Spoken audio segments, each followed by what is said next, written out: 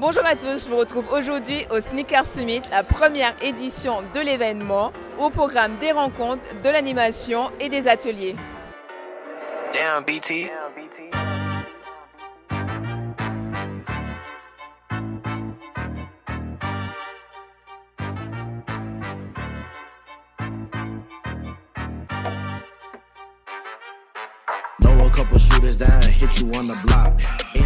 Bonjour Noëlla, alors tu es la fondatrice de Sneaker Summit, c'est ça? Peux-tu nous parler de ta marque s'il te plaît? Alors ma marque c'est un concept, c'est un service de location de baskets pour les professionnels dans le domaine. Donc les stylistes, les personal shoppers, quand ils ont des artistes qui veulent faire des clips, des shootings photos pour des événements particuliers, ils passent par nous et en fait on met à disposition des paires. Donc on met en avant le nettoyage, la livraison et l'assurance. Et pour les particuliers également, pour des événements particuliers comme une soirée, un mariage, un événement vraiment sécuritaire. Ok, et du coup, d'où est venue cette idée? C'était un constat personnel. J'ai beaucoup voulu avoir beaucoup de baskets, mais moi j'aime les baskets pour les porter en fait, sur une tenue. Quelquefois je vais craquer sur une paire jaune fluo, je sais que je vais pouvoir la porter uniquement avec un certain jean, une certaine veste, pas tout le temps, pas tous les jours. Donc à ce côté, on dépensait beaucoup d'argent pour une paire que je vais porter sur un très peu de temps et passer par la location, j'ai compris le concept et j'ai commencé à me dire il y a peut-être une opportunité. Niggas quick to call you brother, and they be the same niggas be undercover. I keep a lethal weapon like my name Danny Glover. While you niggas always hate, always talk shit, never say it to you. Similaire Tariq Alassane, 44 ans, journaliste et consultant marketing. Les heures perdues. Alors dis-nous pourquoi tu es ici aujourd'hui? Alors je suis là parce que j'interviens, je suis conférencier sur les 4 conférences qu'il va y avoir sur la sneakers, parce que ça fait partie de mes expertises. Et je suis journaliste sur les sneakers et consultant marketing sur les équipements de sport. Ok, comment ça se passe, comment ta journée? Alors là on vient de finir la première conférence, c'était très intéressant, c'était sur les sneakers et le cinéma. Le panel était très bien, très bon. Et, on ne se connaissait pas, mais il y avait de bons échanges. En plus on était sur la même génération. On a fait un peu les vieux comptoirs à raconter des histoires qu'on entend. Aurais-tu quelques conseils ou un petit mot à dire pour justement la génération future? Sur quel sujet? Sur les sneakers, les auto-entrepreneurs justement qui veulent justement lancer leur marque de basket. Ouais, il faut vous bouger. Après, si vous voulez lancer votre marque de basket, ça va être un peu compliqué, mais il faut avoir la foi. Parce qu'il y a quand même 2 grosses compagnies, 2 géants qui sont Nike et Adidas qui ont des milliards et des milliards.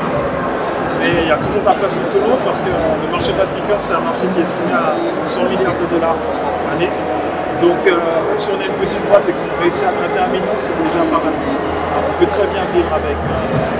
Donc oui, il ne faut pas lâcher l'affaire, il faut se battre, mais il faut avoir un projet, je dirais niche, c'est-à-dire qui se différencie de tout ce qui se fait déjà à l'heure actuelle, parce que les gens iront forcément vers la marque qu'ils connaissent plutôt que la marque qu'ils connaissent.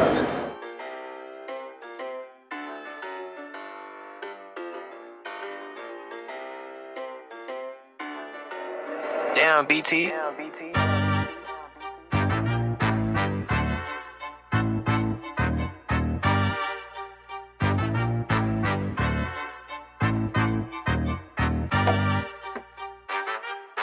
Know a couple shooters that hit you on the block. Ain't a janitor, but I hit you with a... J'ai commencé à Dijon le basket. Je suis parti après Dijon, je suis parti aux États-Unis où j'ai joué 4 ans à l'université. À l'époque, il n'y avait pas beaucoup de Français qui portaient. Après, je suis revenu et j'ai joué pendant 13 ans professionnel pour la France, Belgique, Chypre, un petit peu partout. Ok, du coup, durant toute ta carrière sportive, est-ce que tu as remarqué une évolution du côté de la femme dans le monde sportif? Ah oui, bien sûr, notamment en termes de reconnaissance. Les ligues professionnelles aussi qui sont apparues, comme la WNBA qui n'existait pas. Avant, il n'y avait que des compétitions pour les hommes. Moi, je suis directement aussi impacté par rapport au 3-3 parce qu'on a vraiment une parité entre les hommes et les femmes qui est importante. C'est vraiment un combat du moment. Donc moi, c'est vrai que tout au long de ma carrière, j'ai pu voir l'évolution. La ligue féminine de basket était vraiment pas représentée avant et maintenant c'est une ligue qui est très forte, voire la meilleure en Europe. Donc oui, c'est quelque chose que j'ai eu la chance de voir et d'accompagner et de découvrir. Niggas quick to call you brother, and they be the same niggas be undercover. I keep a lethal weapon like my name Danny Glover. While you niggas always hate, Always talk shit, never say it to your face. Two bad bitches and they want a little taste. They set me in the jungle with gorillas in the A's. Niggas wanna ride my way, I haven't dropped a tape. You don't like my music, but you can't escape. Especially when they play my shit in every state. Je suis Rachid Dicko, je suis réalisateur scénariste, je produis aussi des documentaires sur les infrastructures cinématographiques dans le monde. Donc je me balade un peu partout dans le monde pour visiter des studios.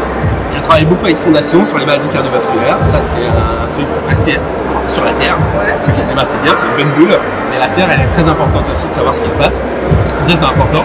Je donne des masterclass aussi un peu dans les pays sur l'audiovisuel, sur l'écriture des scénarios. Car le premier budget d'un film, c'est comment on écrit.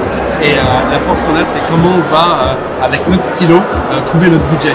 Voilà, c'est à l'écriture qu'on va dire je vais pouvoir réaliser un film, je vais pouvoir le faire moi parce que je n'ai pas de sous, je vais pouvoir le donner à une prod qui n'a pas beaucoup d'argent, ou je vais pouvoir le vendre aux États-Unis parce qu'ils ont des sous, ou à une production américaine ou une française. Mais voilà, là où je suis intéressé, c'est ça, et la sneakers, pour revenir un petit peu et pourquoi j'aime la sneakers. Je suis un ancien danseur. Je ne suis pas un ancien danseur, je suis un danseur forever. Bien sûr, je vais te faire un coup de moonwalk. Regarde.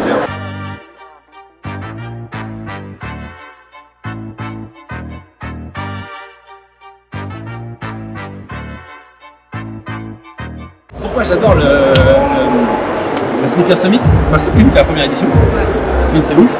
À l'intérieur, je suis comme un gamin dans une boulangerie avec des baskets dans tous les sens. T'as envie d'acheter ça, t'as envie d'acheter ça, t'as envie d'acheter ça. Ça, je les ai pas en bleu, je les ai pas en vert. Mais putain, mais pourquoi je peux les acheter? Non, je les achète pas. Donc, je viens sans carte, sans argent. Comme ça, je pleure et juste je dis un jour je les aurai. Comme ça, c'est bien, ça reste un fantasme. Mais c'est le fait d'avoir amené des créateurs ici, que l'endroit il est juste ouf, c'est super grand.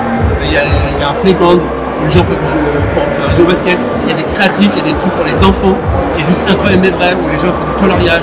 Il y a des marques qui sont pas connues, qui juste a besoin justement qu'on les connaisse. Il y a une démocratisée, j'ai l'impression d'avoir un endroit où il y a tous mes frères et sœurs sur les sneakers. On se connaît tous. De toute façon, on regarde tous par terre. Hein.